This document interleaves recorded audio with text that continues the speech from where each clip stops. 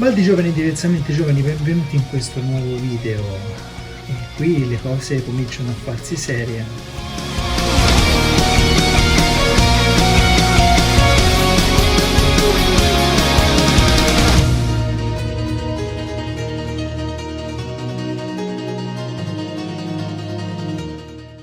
Eh già, perché qui cominciamo ad addentrarci in un mondo un po' più complesso dei semplici singoli che abbiamo visto finora, perché andiamo a vedere quello che è il principale mini LP prodotto dagli Iron Maiden, o EP come dicono quelli bravi, ovvero il Made in Japan, un'uscita del 1981, la più importante tra le uscite live con Paul Diano la voce. Pare che infatti le uniche altre occasioni sono state alcuni B-side dei singoli o i bootleg. Questa diciamo che è la principale versione ufficiale di un live con Paul Diano, e come detto è uscita nel 1981, poco prima che lo stesso Paul fosse poi allontanato dalla band in favore di Bruce Dickinson. Su questo mini LP c'è molto da dire, ci sono molte versioni, anche perché spesso a seconda della nazione sono state cambiate piccole cose che le rendono una diversa dall'altra, e quindi attrattive almeno ai miei occhi. E direi di iniziare subito dalle versioni principali, dalla versione base diciamo. Togliamo per un attimo le altre edizioni per partire dai vinili, e l'edizione principale è ovviamente quella inglese che ci mostra l'artwork di questo mini LP, artwork sul quale poi tra un po' arriveremo a parlare perché ci sono cose rilevanti da dire. Artwork che vede Eddie con questa katana in mano, infatti era dedicato al Giappone questa copertina, anche perché il live era registrato appunto in Giappone. La copertina non è tra le più dettagliate prodotte dalla band, comunque è significativa rispetto a quello che vuole promuovere. La versione inglese ha 4 canzoni: Running Free, Remember Tomorrow, e sul lato B Killers e Innocent Exile. C'è una foto della band, alcune foto di loro dal vivo e niente di particolare. Questa è veramente la versione base, l'etichetta è quella classica della band dei primi anni con l'Eddie e il lampione, sia sul lato A che sul lato B. L'apertura dall'alto con questa copertina fatta in carta, non è in cartoncino. Questa diciamo è la versione base da cui poi tutte le altre derivano, a partire dall'edizione italiana. Edizione italiana che vince questa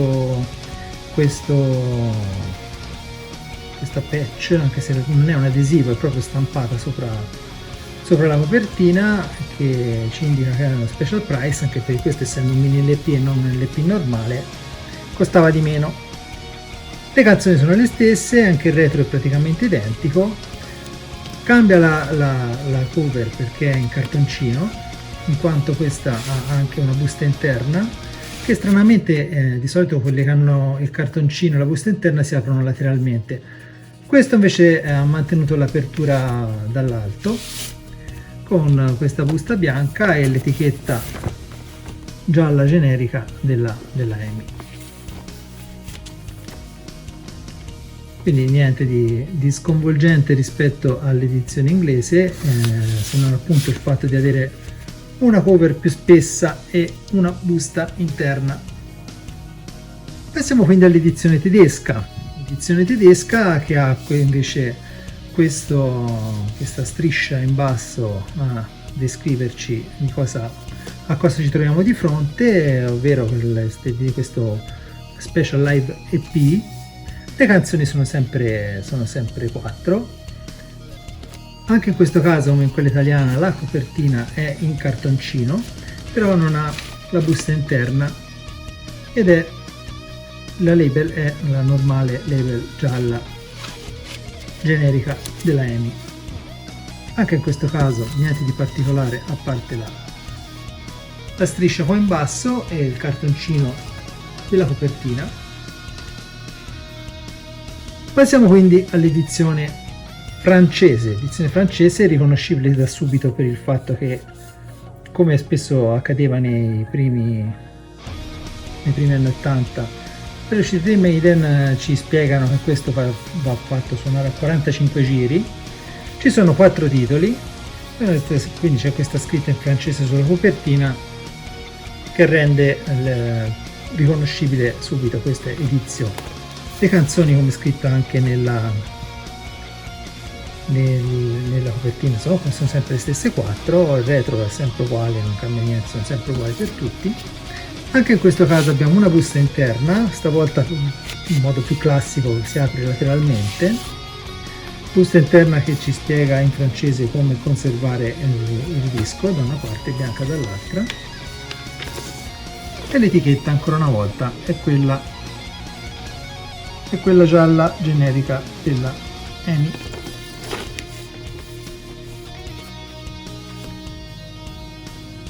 Quindi qui abbiamo questa descrizione in più sulla copertina in francese. Passiamo quindi all'edizione spagnola. L'edizione spagnola che, come succedeva ai tempi, ci regala qualche cosa di diverso. Innanzitutto questa patch, anche questa non è un adesivo, è proprio stampata sopra la copertina. Questo riquadro nero intorno ai 3 lati della copertina. Il retro è uguale, anche se il font con cui sono stati scritti i titoli è diverso, e sotto hanno, come spesso succedeva all'epoca, messo la traduzione in spagnolo dei titoli delle canzoni. Anche in questo caso abbiamo il cartoncino più spesso con una busta interna questa volta trasparente che esce lateralmente, e la label è quella gialla generica della EMI, come al solito. Cambiamo continente e ci andiamo a posizionare in Giappone. Il Giappone è riconoscibile subito dal lobby che abbiamo qua sulla sinistra, il lobby che ci spiega ai nostri amici giapponesi cosa è possibile trovare all'interno. Cambia il titolo perché sembra, quello che ho capito, che Made in Japan non è facilmente traducibile in Giappone, facilmente comprensibile il gioco di parole che c'è tra Made in Japan e Made in Japan, quindi hanno cambiato del tutto il titolo e l'hanno chiamato Heavy Metal Army. Scelta discutibile, ma va bene, questa è stata fatta. Il retro è anche in questo caso del tutto uguale, le canzoni sono sempre 4. All'interno troviamo in questo album anche questo con una copertina in cartoncino. Troviamo, come spesso succede, il fogliettone con il solito riassunto della vita, morte e miracoli della band da parte del nostro grande amico Masahito, stavolta con l'H, a volte con l'H, a volte senza H, non si sa di preciso come si chiama quest'uomo. Le canzoni, come dicevo, sono sempre 4, nel retro troviamo ovviamente tutti i testi sia in inglese che in giapponese, con un'ulteriore immagine della band. Il vinile è un normale vinile nero, anche in questo caso abbiamo l'etichetta, quella dei Eddie con il lampione, che di solito lo troviamo nelle edizioni inglesi. Quindi questa versione giapponese ci regala questo fogliettone in più e il suo tipico obi. Per il resto ancora le canzoni sono sempre 4. Anche piccolo spoiler, in altre versioni saranno qualcuno in più. Passiamo quindi a un'altra edizione del lontano est. In questo caso è l'edizione australiana, che curiosamente non ha alcun tipo di pubblicità davanti, non ha etichette, non ha strisce, non ha bollini, non ha nulla. è pulita come normale che sia, al contrario di quella inglese che è anche l'altra unica pulita. È in cartoncino la copertina e si apre ovviamente lateralmente con una busta trasparente e l'etichetta gialla generica dell'Ain anche in questo caso. Il retro è uguale, ma qui cominciamo a vedere una cosa in più. Infatti le canzoni non sono più 4 ma sono 5. In più troviamo Wrathchild, che in questa edizione australiana viene aggiunta a quelle che finora abbiamo visto. Per il resto il retro è del tutto identico e quindi niente di particolare. Vediamo anche nell'etichetta la canzone in più aggiunta per questa edizione australiana. Edizione australiana che non è l'unica ad avere la canzone in più, perché la troviamo anche in questa edizione canadese, che non manca di farcelo sapere subito in copertina, mettendola nelle due lingue parlate in Canada, ovvero in inglese e in francese, che parliamo di un mini album che contiene 5 canzoni. Infatti, andando a guardare sul retro troviamo Wrathchild aggiunta a quelle che avevamo visto fino a questo momento. Il vinile è nero con l'etichetta di con lampione e la busta trasparente. Anche in questo caso abbiamo la cover in cartoncino più spesso. Scendiamo nel continente americano per arrivare in Messico. Eccolo qua, edizione messicana che non ci dà alcuna indicazione sulla copertina. So che esistono alcune versioni che qui hanno scritto Hecho in Mexico per indicare che è stato fatto in Messico, e questa non ce l'ha. Non so quale delle due sia, se c'è una prima edizione oppure no, se c'è un motivo particolare per cui qualcuno si c'è e qualcuno no. Fatto sta che questa è fatta così, e nel retro troviamo 4 canzoni, qui ritorniamo a essere 4, però nel retro vediamo che le canzoni sono principalmente scritte in spagnolo, i titoli delle canzoni sono principalmente scritti in spagnolo e il titolo inglese è messo sotto. Quindi c'è questa differenza sostanziale. All'interno il vinile nero con l'etichetta gialla generica della EMI. Anche qui la copertina è cartoncino con la busta interna bianca. Scendiamo in Sud America per trovare l'edizione argentina. L'edizione argentina che è uscita qualche anno dopo, almeno questa edizione che ho io, è uscita nell'85, anche le altre non sono tutte dell'81, tanto vedete scritto in basso la data di uscita di ogni singola edizione. Qui troviamo appunto questa patch, anche questa non è un adesivo, è stampata sulla copertina. La qualità, come sempre accade nelle versioni argentine, è leggermente peggiore, la copertina è un po' più scura, un po' meno definita. Ma intanto sul retro, stranamente, rispetto alle abitudini anche successive delle edizioni argentine, non è in bianco e nero ma è a colori. E oltre ad essere a colori, le canzoni sono 5, non sono 4. C'è anche Chico Colérico, che è il Wrathchild, la produzione in spagnolo di Wrathchild, canzone in più che troviamo quindi anche in questa versione argentina. Argentina che è dell'85, avevamo detto, all'interno ha una busta in plastica con la pubblicità a diverse altre uscite. Ho visto che sono quasi tutte dell'82-83 le uscite, però insomma ci sono anche queste pubblicità, tra cui Peace of Mind degli Iron, quindi parliamo dell'83. Il vinile è nero con l'etichetta generica gialla.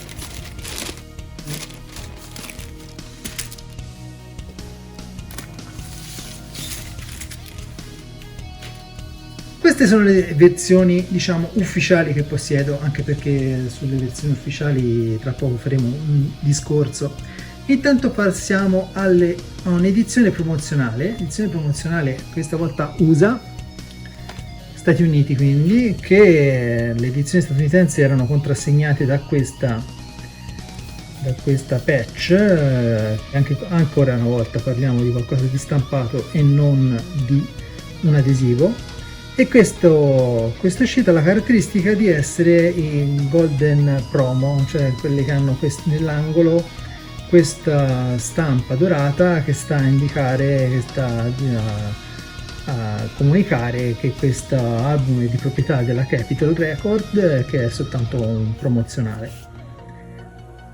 Esistono questo tipo di promo, ne esiste una serie intera che va da Iron Maiden fino a Seven Son, e poi la vedremo quando parleremo anche degli album. Però anche per questo mini LP hanno fatto una versione con questo promo, con questa stampa dorata promozionale. Le canzoni sono 5 come quelle del Nord America, come abbiamo già visto per il Canada. Anche questa edizione è in 5 canzoni. Dovrebbe essere l'edizione, questa stampa promozionale è stata fatta non per la prima edizione dell'81 ma per l'edizione dell'84, credo, però su questa cosa non sono riuscito a trovare informazioni più sicure, però dovrebbe essere un'edizione successiva, perché ha questo codice questo codice qua su che indica che è una versione che è stata stampata dopo l'edizione originale aveva la MLP 15000, che è quella stessa più o meno di quella canadese. All'interno abbiamo ancora una volta una busta bianca, anche qui la copertina infatti è quella a cartoncino, e l'etichetta di Eddie col lampione che abbiamo visto già in altre occasioni. E qui finiamo con le edizioni ufficiali, perché qui, come vedete dall'immagine, entriamo in un argomento particolarmente complesso. Quella che vedete infatti è l'edizione, non è l'edizione venezuelana che tutti quanto so che siete qui per quella. Non è l'edizione venezuelana per il semplice motivo che l'edizione venezuelana, che se ne dica, che la gente parli, tutte le informazioni che ho trovato, non è un'edizione ufficiale. Come questa qui, che questa è un'edizione brasiliana, invece, edizione brasiliana, commento rapidamente, che ha le 5 canzoni, ci fanno vedere che è stata fatta in Brasile, il retro più o meno è tutto uguale, all'interno abbiamo una busta trasparente con l'etichetta gialla generica della EMI, però l'edizione con questa copertina non è ufficiale. Piccola storia, inizialmente Derek Riggs per Made in Japan aveva prodotto questa copertina con Eddie con la testa di Paul Di'Anno in mano, proprio perché si vociferava, o forse loro già sapevano, che Paul avrebbe lasciato di lì a poco la band. Però Steve Harris e il management non erano convinti di fare una cosa così eccessiva, così evidente nei confronti di un membro della band, e quindi decisero di non utilizzare questa copertina e di commissionare un'altra da Derek Riggs, che infatti ha prodotto quello che abbiamo visto finora con Eddie con la katana. Questa edizione brasiliana è uscita nel 1985, ma quella che ha reso famosa questa copertina è l'edizione venezuelana, che vi metto qui in foto da qualche parte, e molti ritengono che quella sia l'edizione ufficiale con questa copertina. Bisogna chiarire che non esistono edizioni ufficiali di Made in Japan con quella copertina.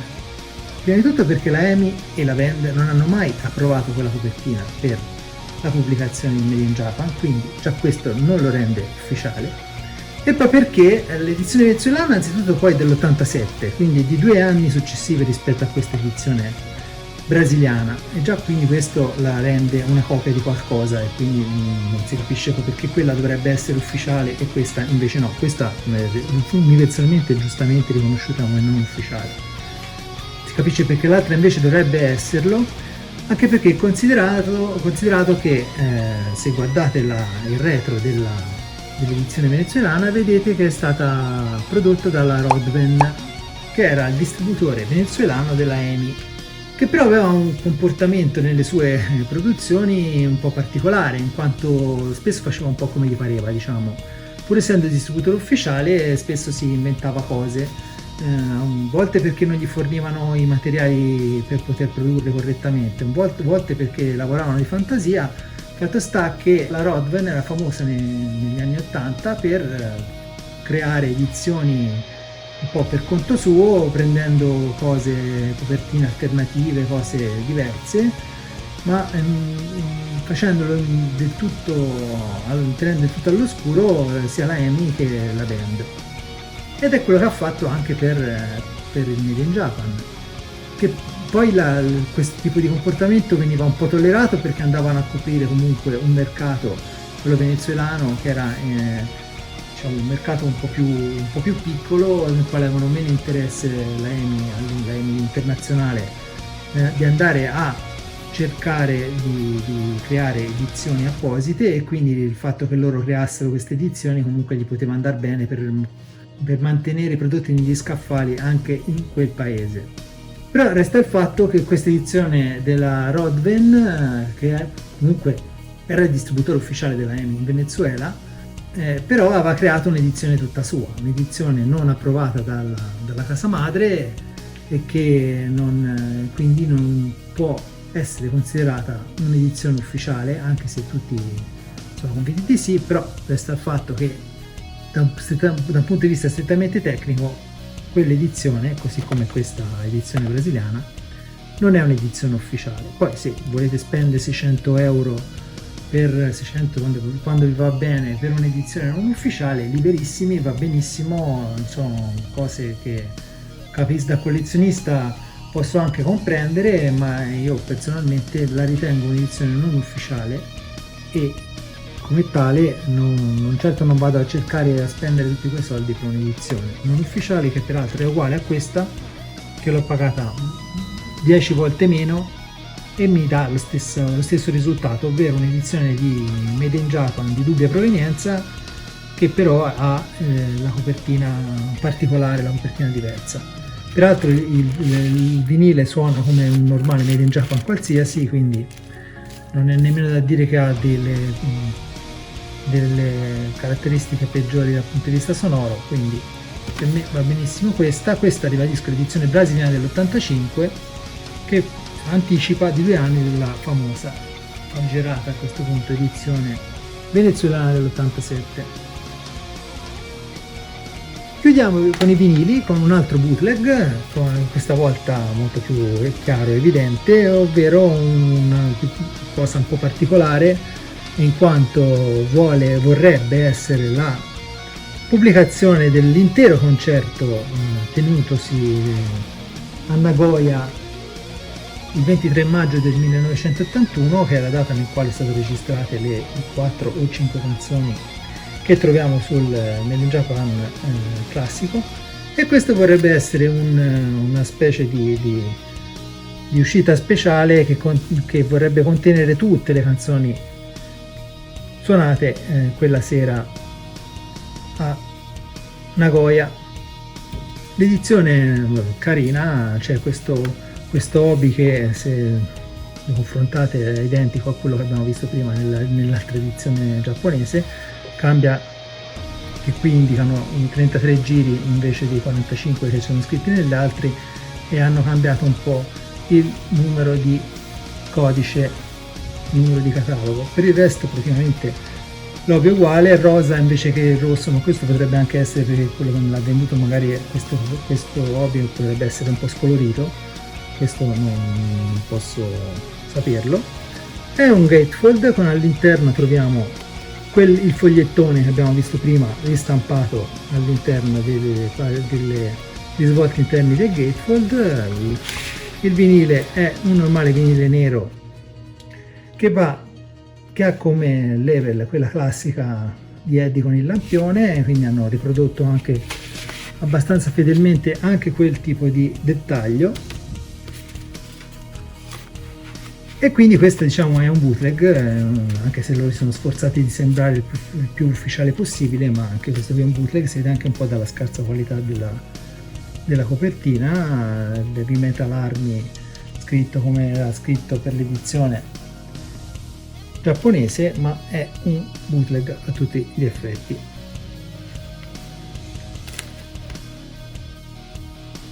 Ormai siamo nei bootleg, finiamo con i bootleg, parliamo anche di questa edizione in CD, che secondo quello che è stato scritto all'interno del Digipack dovrebbe essere una edizione fatta per i fan giapponesi, che tra l'altro va a immortalare la data del giorno dopo, ovvero quella del 24 maggio a Tokyo, quindi non è nemmeno la stessa data.